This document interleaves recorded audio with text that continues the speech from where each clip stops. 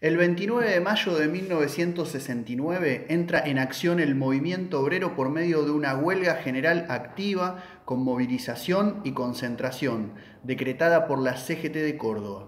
Así comienza un ensayo sociológico muy conocido, su crónica sobre el cordobazo. Aquel día las columnas avanzaron por el centro de la ciudad, el símbolo del poder social de la provincia. La autodenominada Revolución Argentina lleva para entonces 3 años usurpando el poder y anuncia por esos momentos que la derogación del sábado inglés será un hecho. Así se deja de cobrar la jornada laboral de 8 horas, pero trabajando media jornada los días sábados, y también la dictadura anuncia el congelamiento de sueldos, el aumento de la edad jubilatoria y la paralización de la Comisión del Salario Mínimo Vital y Móvil, todas medidas a través de el entonces ministro de Economía Bacena. El subsuelo de la patria sublevada nuevamente. Mayo se había iniciado además con una serie de protestas organizadas por estudiantes y jóvenes que se manifestaron contra las políticas autoritarias y represivas del entonces presidente de facto Juan Carlos Onganía. Todas fueron reprimidas. Se sellaba de este modo la unidad obrero y estudiantil tan propugnada en la Córdoba de 1918 por la reforma universitaria. En la provincia de Corrientes, en mayo de ese mismo año 1969, fue asesinado el día 15 Juan José Cabral.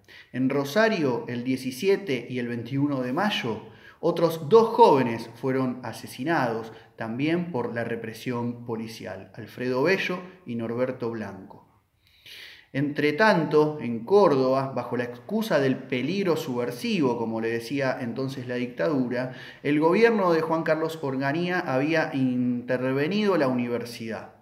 La tapa de la olla saltó por los aires en Córdoba el día 29, cuando las 2 fracciones de la Confederación General del Trabajo de la provincia convocan a un paro de 37 horas para iniciarlo un día antes del paro nacional que estaba anunciado para el día 30 por la CGT. El contexto latinoamericano e internacional del Mayo argentino es por demás conocido. El triunfo de la Revolución Cubana en enero de 1959, la caída del comandante Ernesto Che Guevara en octubre de 1967 en Bolivia, la masacre que se produce en octubre de 1968 en México, año además donde la revuelta adquiere un carácter mundial, con epicentro en la lucha de la comunidad negra en los Estados Unidos y de las juventudes obreras y universitarias en Francia, donde se produce el emblemático y conocido Mayo francés, que suman así a los países centrales a una pelea antiimperialista mundial que ya se venía librando en numerosos pueblos y cuyo símbolo más emblemático es el Vietcong, que acaudilla al pueblo vietnamita y que enfrenta a las tropas norteamericanas luego de haber vencido con anterioridad a las tropas francesas. El contexto de la lucha de clases a nivel mundial tiene en la Argentina una especificidad.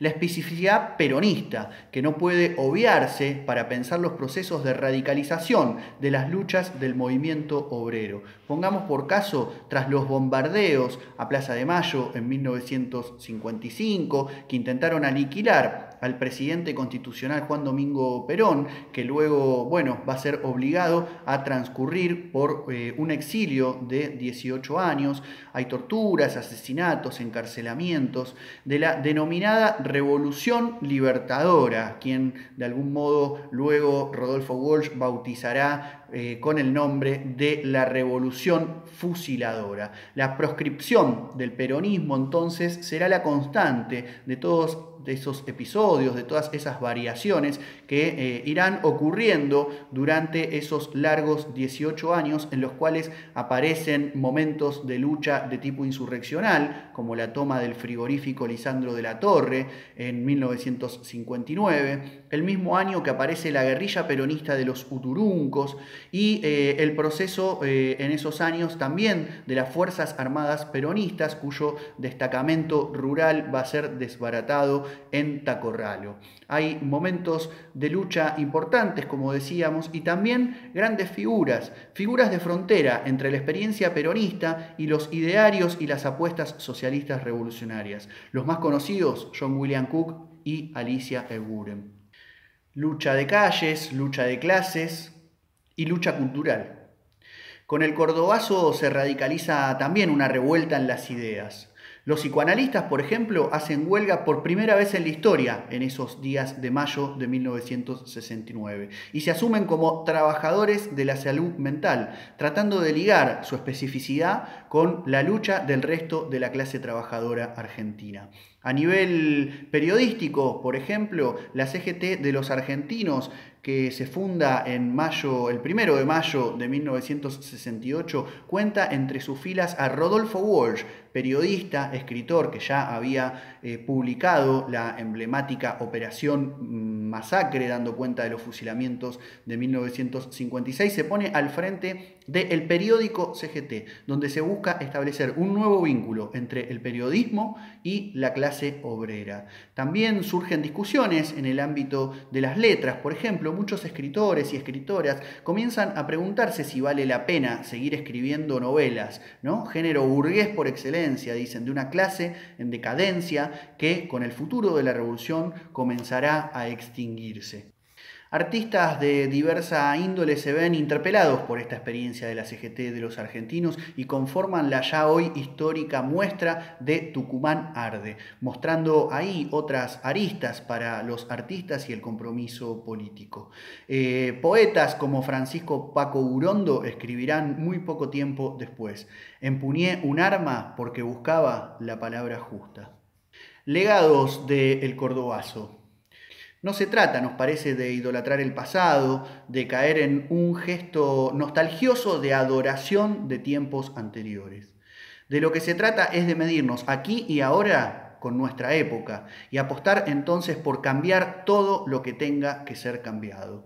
Si hay un legado que nos deja el 69 argentino y también el 68 mundial, es precisamente el de poder recuperar la audacia, no solo para la acción, sino también para el pensamiento crítico. Se trata de ejercer la revuelta y recordemos que en diccionarios como el Pequeño Larousse Ilustrado, por ejemplo, tan popular, se dice que revuelta es punto en el que una cosa se desvía, cambiando una dirección. Necesitamos entonces poder salirnos de la simple efeméride, hacer del cordobazo un legado activo para los tiempos por venir.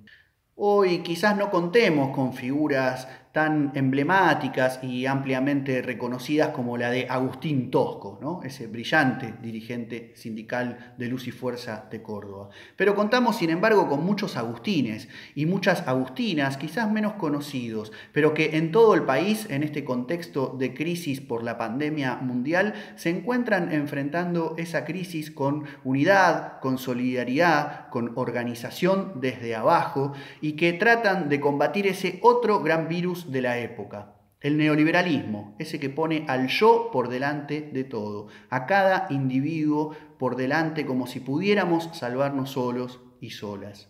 El gran legado del cordobazo quizás sea el de su insistencia en la salida colectiva, en una salida con protagonismo popular.